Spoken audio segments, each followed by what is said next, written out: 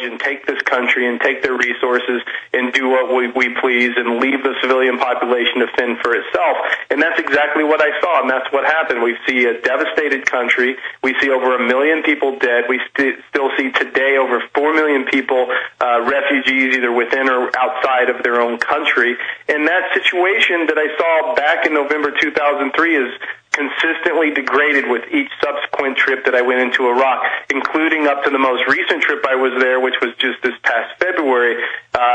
So that's the situation there. And then we look at what I saw in Lebanon with the Israeli Zionist aggression against the people of Lebanon in 2006. I just actually happened to be flying into Syria the day before that took place, and woke up in Syria watching Al Jazeera and seeing the footage of the Israel bombardment of Beirut and specifically the airport. And then things went on horribly for 34 days and killed over 1,000 innocent civilians in Lebanon. And, we look at that situation, and again, it was just, there's all this propaganda, Israel's right to defend itself, et cetera, and it was just total propaganda. This was a situation, I'm sure you talked about it, Alex, where, this was all planned well in advance, totally in cahoots with the Bush administration. Well, that's now come out that they were planning for years to do this, and some evidence has even shown they had intelligence operatives in southern Lebanon who were firing some of the rockets, and that Israelis were then firing chemical weapon rounds. Did you see any evidence of that? Well, I absolutely saw evidence of white phosphorus being used, and then, of course, the no-brainer is the fact that Israel dropped over 1 million cluster bombs in just the last 72 hours of that conflict, where literally when the truce was on the table and we knew the deadline was coming, they dropped more cluster bombs in Lebanon than the U.S. did in Iraq in 1991. And that's blowing little kids' legs off all day. And it's just the way that the Lebanese are then dehumanized. Is just out of control. Dahr Jamail, stay with us. Dahr Jamail has the new book out, The Will to Resist, Soldiers Who Refuse to Fight in Iraq and Afghanistan. Some would say, oh, that's anti-patriotic. Well, they're getting the military trained right now to take on the United States population. I mean, our government openly...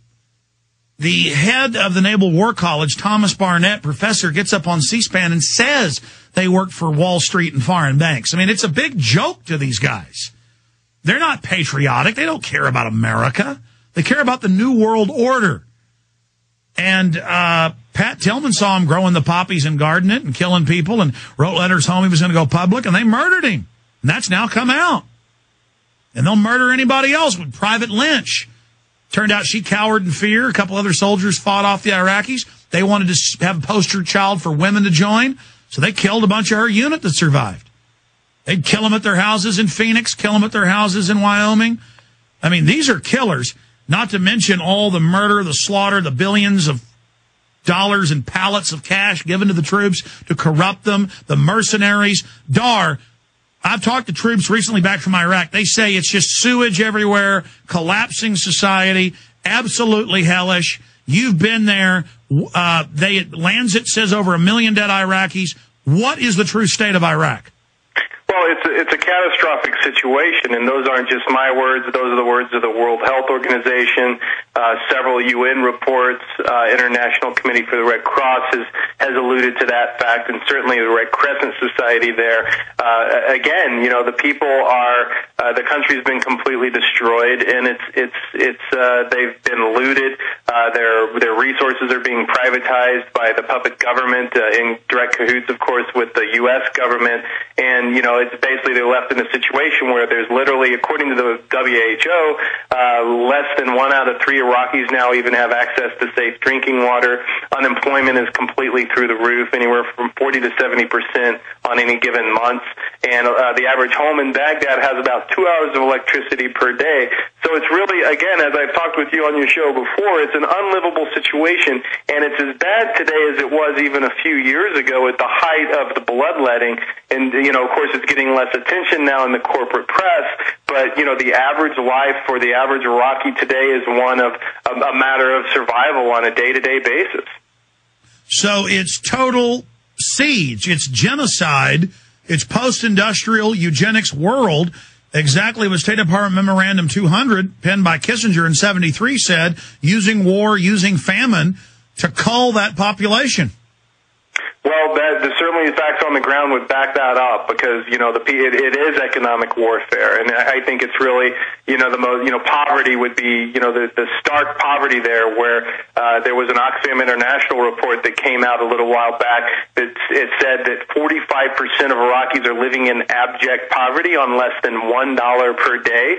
Meanwhile, thanks to the shock doctrine economics of Paul Bremer, instituted in the Bremer Orders in the first year of the occupation, where they changed the economic laws of the country, they basically instituting an immediate depression across the entire country, and this is all extremely well documented, showing that, and now we're looking at the after effects of that. There's been no improvement, no change, except for things to get worse. So the average Iraqi is actually in far, far worse economic condition today than they were even under the genocidal economic sanctions of 12 and a half years that left over 1 million dead in that country. And we're now 18 plus years into the genocide, into the culling, with Saddam Hussein's CIA operative told to attack Iran, told to go ahead and go into Kuwait by U.S. Ambassador April Gillespie. And the latest numbers from Lancet, I know that most numbers I see are over 1 million. Dahr, you study this intensely. What's the real numbers on the amount of dead from this genocidal war in the last 6.5 years versus the last 18? Well, the most current numbers for the current iteration of the U.S. doctrine in Iraq, which would be the Bush invasion and occupation starting in March 2003. So from March 2003 to today, there's two studies that have been done that give us the most updated figures. One with the Oxford Research Bureau out of Oxford, England, shows 1.2 million Iraqis have been killed. And then there's another group here in the U.S. called Just Foreign Policy, and they have an ongoing tabulation, and they now have it between 1.3 and 1.4 million, and that's just since 2003. And then when we include the sanctions, that's another million, and then when we include dead from the Iran-Iraq war, that's at least another million as well. So this is approaching Pol Pot level killing. Absolutely. We're well over 3 million at this point. Yeah, that's what Pol Pot killed, 3 mil. They don't care about us either in America. We're on the march. The empire's on the run. Alex Jones and the GCN Radio Network.